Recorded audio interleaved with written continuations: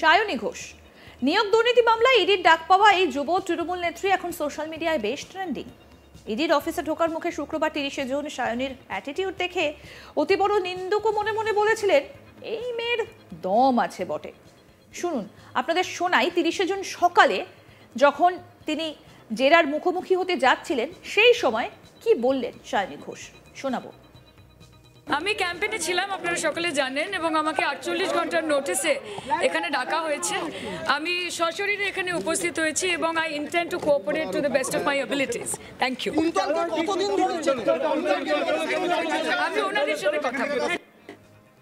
আর রাত 11টায় প্রায় 11 ঘন্টা জেরার পর যখন সায়নীর জেরা শেষ হলো, বেরোলেন, তখন তার চোখে মুখে যথেষ্ট আত্মবিশ্বাস ধরা পড়েছে। আসুন সেটাও আপনাদের শোনাই যে রাতে কি বললেন তিনি। আজকে খুব বেসিক কিছু ডকুমেন্ট নিয়ে আজকে ডেকেছিলেন এবং এর মধ্যে আবার তলব করবেন এবং বলেছেন যে কিছু ডকুমেন্টের ডিটেল আনতে হবে।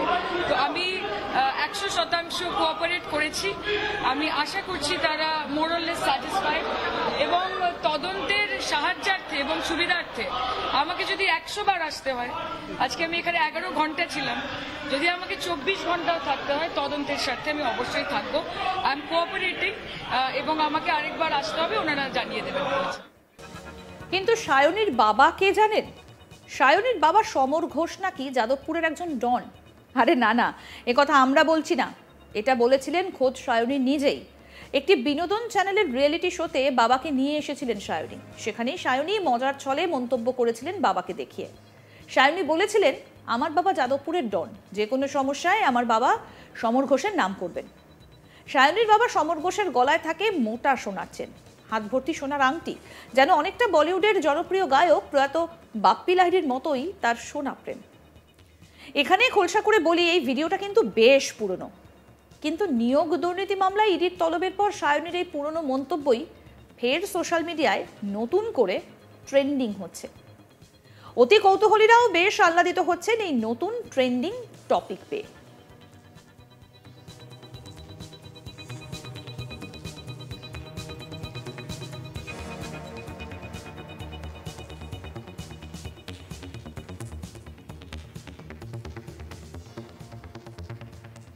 তবে আর যাই হোক, নিয়োগ দুর্নীতি মামলা ইডির ডাক পাওয়া এই যুব তৃণমূল নেত্রী কিন্তু সোশ্যাল মিডিয়াতে এখন বেশ ট্রেন্ডিং।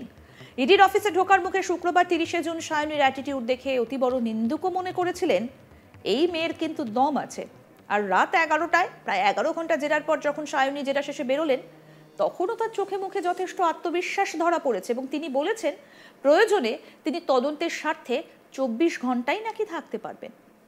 এখন দেখার যে তদন্তে আর এরপর কি এগোয়, তদন্ত কোন পথে এগোয়, কি তথ্য সামনে আসে, সব বিষয়ে আমরা নজর রাখবো। আপনারাও যদি এই বিষয়ে জানতে চান তাহলে অবশ্যই আজ তাক বাংলার ইউটিউব চ্যানেল সাবস্ক্রাইব করুন, নোটিফিকেশন পেতে বেল বাটন অপশন প্রেস করুন।